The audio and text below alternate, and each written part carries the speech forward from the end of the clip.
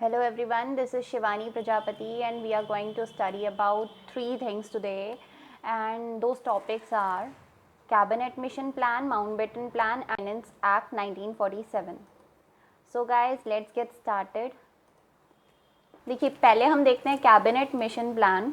ये जो था मार्च 1946 में लॉर्ड क्लेमेंट एटली, जो कि पीएम थे यूनाइटेड किंगडम के, उन्होंने कैबिनेट मिशन भेजी इंडिया में, जिसमें 3 मेंबर्स थे। 3 मेंबर्स का नाम था lord Patrick Lawrence, sir Stafford Cripps and mister A V Alexander.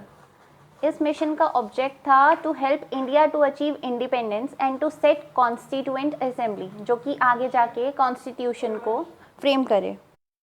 The cabinet mission rejected the claim for the separate constituent assembly and the separate state for Muslims. Muslims का जो separation की नींव रखी गई थी पहले, उसको ख़त्म कर दिया गया। इनके मुस्लिम्स के लिए और अलग रिलीजन है जैसे कि ये, तो अलग कॉन्स्टिट्यूएंट असेंबली बनाने का जो क्लेम था वो रिजेक्ट कर दिया गया इस मिशन के टाइम पे।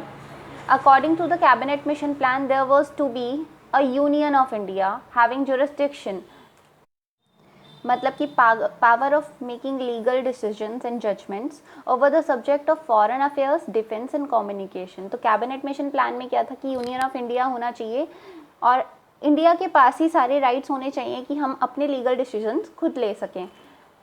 किन सब्जेक्ट्स पे? जिन सब्जेक्ट्स पे ब्रिटिशर्स हमारे डिसीजन लिया करते थे, जो कि नेशनल इंपॉर्टेंस के सब्जेक्ट्स हुआ करते थे। मैंने आपको ये डोमिनियन स्टेटस में भी चीज़ें बताई थी कि 3 सब्जेक्ट्स जो थे हमारे, उनमें कहा तो गया था कि डोमिनियन स्टेटस में हमें दे दी जाएंगी सारी राइट्स हमारे डिसीजन लेने के लिए, बट 3 सब्जेक्ट फिर भी फॉरेन अफेयर्स, डिफेंस और कम्युनिकेशन, ये ब्रिटिशर्स के पास हुआ करते थे।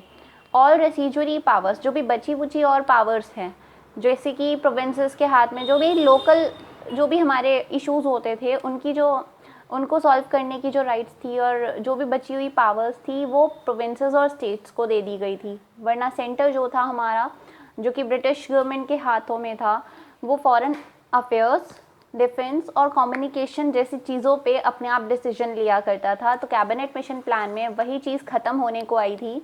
कैबिनेट मिशन प्लान के अंतर्गत हमारे जो डिसीजंस हैं, जो भी जुरिस्डिक्शन हैं over the subjects like foreign affairs, defence and communication, वो हम ही लेंगे हमारे decision.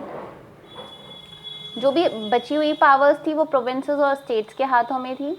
Any decision involving major communal issue, मान लीजिए कि कोई भी समुदाय से रिलेटेड इशू हो गया है, कोई भी उनके बीच में डिस्प्यूट हो गया है in the legislature, was to require a majority support of the representation of each of the 2 major communities present. तो दोनों कम्युनिटीज़ का वहाँ पर मेजॉरिटी सपोर्ट चाहिए होता था कि कोई भी डिसीजन अगर लेना है जो कि कम्युनल इशू से रिलेटेड है। नेक्स्ट प्लान है हमारा Mountbatten plan.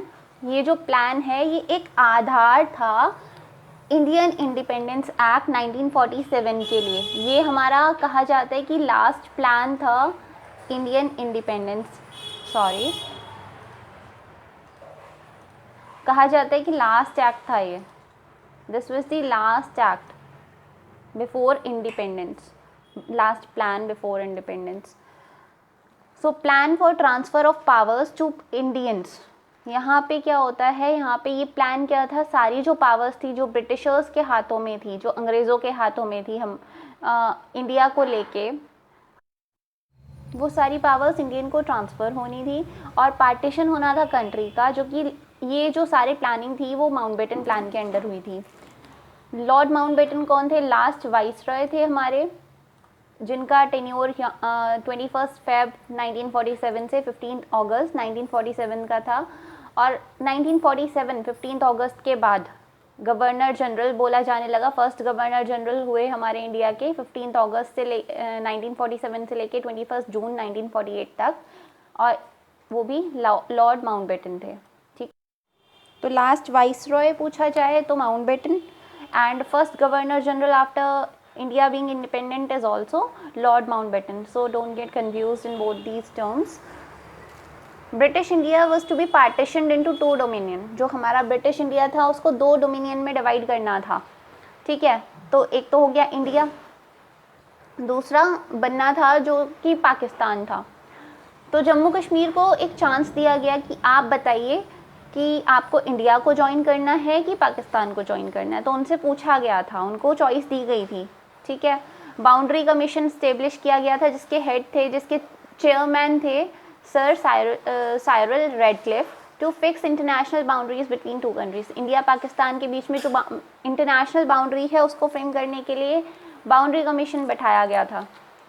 As per the Legislative Assembly of Punjab and Bengal met and voted for the partition। अब पंजाब और बंगाल की जो लेजिस्लेटिव असेंबलीज थी प्रोविंसेस की, उनको बिठाया गया और उन्होंने वोटिंग किया पार्टीशन के लिए कि हमें भी अलग होना है। Legislative assembly of Sindh was given the choice, so it join Pakistan. तो सिंध की लेजिस्लेटिव असेंबली को चॉइस दी गई थी कि आप कहीं भी, आप इंडिया को भी ज्वाइन कर सकते हैं और पाकिस्तान को भी ज्वाइन कर सकते हैं। तो Sindh joined Pakistan at that time.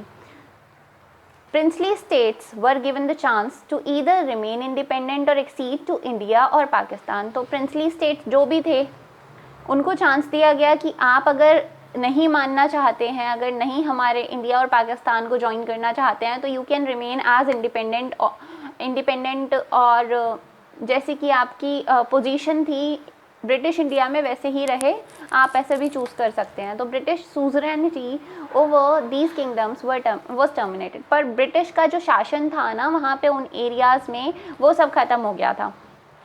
After the dominion were created, the British parliament could not enact any law in the territory of new dominions. British government हमारी किसी भी टेरिटरी में, किसी भी इंडियन स्टेट्स या फिर प्रोविंसेस में कोई लॉ नहीं बना सकती थी डोमिनियन क्रिएट होने के बाद।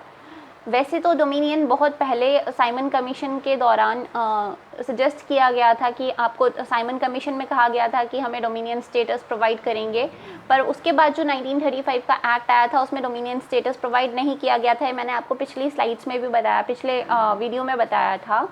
तो उस चीज़ को लेके आगे ही काम हुआ और हमें डोमिनियन स्टेटस प्रोवाइड करने की बात की गई माउंटबेटन प्लान में, और यहाँ पे प्रोवाइड किया भी गया 1947 के एक्ट में।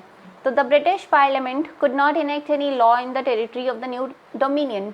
नया जो डोमिनियन बनेगा उसमें ब्रिटिश गवर्नमेंट कोई हस्तक्षेप नहीं कर सकती है, इंटरफेयर नहीं कर सकती है। जो भी लॉ बनेगा वो इंटरनली डिस्कशन से बनेगा। ऑन द मिडनाइट ऑफ 14 अगस्त 1947 पाकिस्तान बना, और जिसके गवर्नर जनरल जो थे, पहले गवर्नर जनरल ऑफ पाकिस्तान कौन है? मोहम्मद अली जिन्ना, नाम तो सुना ही होगा। 15 अगस्त 1947 को हमारा इंडिया डोमिनियन बना विद लॉर्ड माउंटबेटन। जैसे कि मैंने आपको ऊपर भी बताया था कि Lord Mountbatten was first governor general of India after independence. तो 15 अगस्त को इंडिपेंडेंट हुआ था इंडिया, और यहाँ पे लॉर्ड माउंटबेटन जो है गवर्नर जनरल कहे जाते हैं हमारे इंडिया के। अब आते हैं हम, ये जो सारा अभी बताया वो माउंटबेटन प्लान था। माउंटबेटन प्लान के आधार पे ही हमारा इंडियन इंडिपेंडेंस एक्ट है 1947 का, और वही सब चीज़ें जो भी हमने पीछे पढ़ी हैं अभी वो सब इसमें इम्प्लीमेंट हो गई थी। तो हाँ, यहाँ पे फिर से थोड़ा सा देखते हैं। The office of Secretary of State of India was abolished। Secretary of State of India, आपको पता है कि ब्रिटिश जब यहाँ पे सरकार थी ब्रिटिशर्स की, तो उस टाइम पे ये secretary of state of India जो थे वो हेड हुआ करते थे पूरे देश के, और उनके नीचे गवर्नर जनरल और उनके नीचे जो भी गवर्नर्स होते थे प्रोविंसेस के वो हुआ करते थे। तो इंडियन इंडिपेंडेंस एक्ट आने के बाद क्या हुआ कि ऑफिस जो था इनका ख़त्म हो गया, इनका टेन्योर ख़त्म हो गया कि आप लोग चलो बोरिया बिस्तर बांधो और चलते बनो, वो चीज़ हो गई थी यहाँ पे। Orders were issued to set up interim constituent assembly. Interim का मतलब यहाँ पे टेम्प्रेरी हुआ कि टेम्प्रेरी कॉन्स्टिट्यूएंट असेंबली बनाओ आप लोग, और कॉन्स्टिट्यूशन फ्रेम करना स्टार्ट करो फ्यूचर के लिए, इस देश के फ्यूचर के लिए।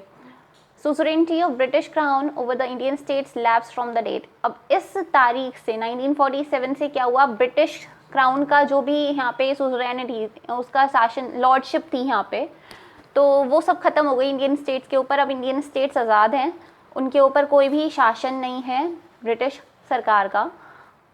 The governor general and the governors lost extra ordinary powers, उनके पास जो भी फालतू पावर्स हुआ करती थी ना कि ये कुछ भी कर सकते हैं और लॉ इनकी परमिशन के बिना नहीं डिस्कस होगा लेजिस्लेचर में, तो ये सारी जो एक्स्ट्रा ऑर्डिनरी पावर्स थी वो इनसे छीन ली गई थी लेजिस्लेचर में।